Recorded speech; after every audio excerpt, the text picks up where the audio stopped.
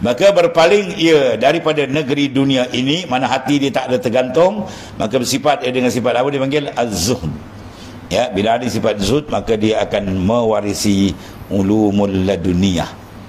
Ya, man zahada fid dunya allamahullahu bilah ta'allum wa hadahu bilah hidayatin, tu hadis Rasulullah.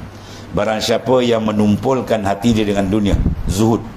Ya, almarhum Tuan Guru ni Abdul Aziz terjemahkan zuhud ni apa? Tumpul hati dengan dunia. Kalau Kelantan panggil apa? Pisau tu kalau torek dia tak apa? Tak berdegi. Tak berdegi. Tak lut. Ya, kita ambil pisau tertenih-tenih tak lut tuan. Belakang dengan depan sama tebal. Tak ada siapa. Begitulah hati arif billah, ditumpulkan hati dia dengan dunia, ditajamkan hati dia dengan akhirat. Atau lagi, ditumpulkan hati dia dengan makhluk, tak ada rasa apa, dan ditajamkan hati dia dengan Allah Ta'ala. Haddid basaral imani bil muraqabah. Haddid mana asah, tajamkan iman kamu dengan muraqabah.